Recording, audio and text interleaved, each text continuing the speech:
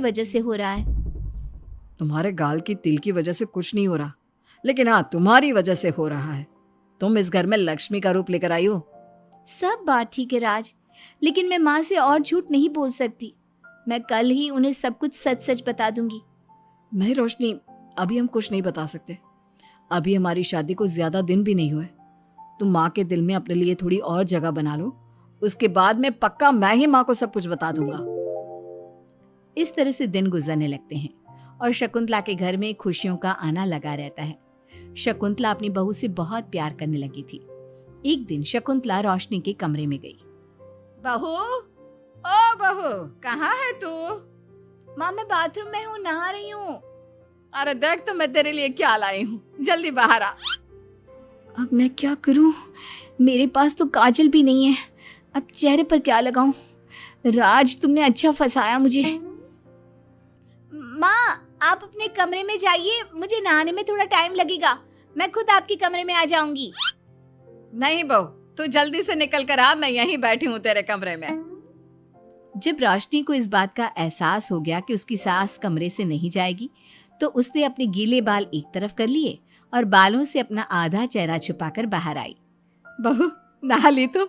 देखो, मैं तुम्हारे लिए नई साड़ी और गहने लाई हूँ। आज शाम को बहुत मेहमान आ रहे हैं, मैं तुम्हें सबसे मिलवाऊंगी। मेहमान किस लिए आ रहे हैं माँ? अरे तुम्हें राज ने बताया नहीं बहू? हमारी कंपनी इस साल नंबर 1 की पोजीशन पर पहुंच गई है और ये सब तेरी वजह से हुआ है। चलो मैं चलती हूँ, मुझे शाम की बहुत सारी तैयारी भी तो करनी है। जब शकुंतला रोशनी के कमरे से चली गई, तब उसकी जान में जान आई। शाम को पार्टी में बहुत बड़े बड़े लोग आए थे। शकुंतला ने अपनी बहू को सबसे मिलवाया और उसकी खूब तारीफ की।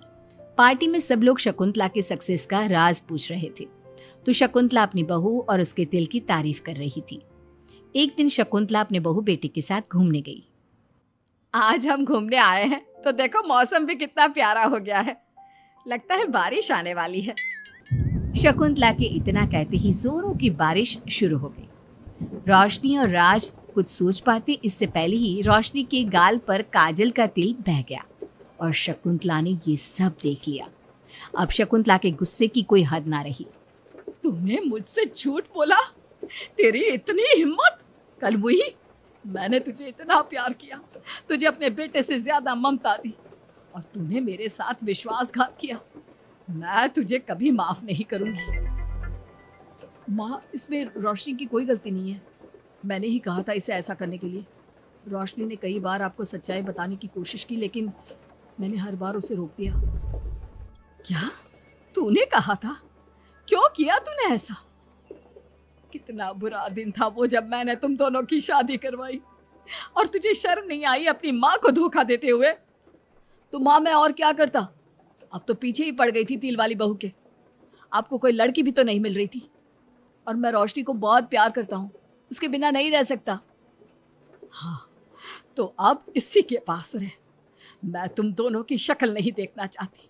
ले जा इस झूठी और मनहूस लड़की को मेरे सामने से।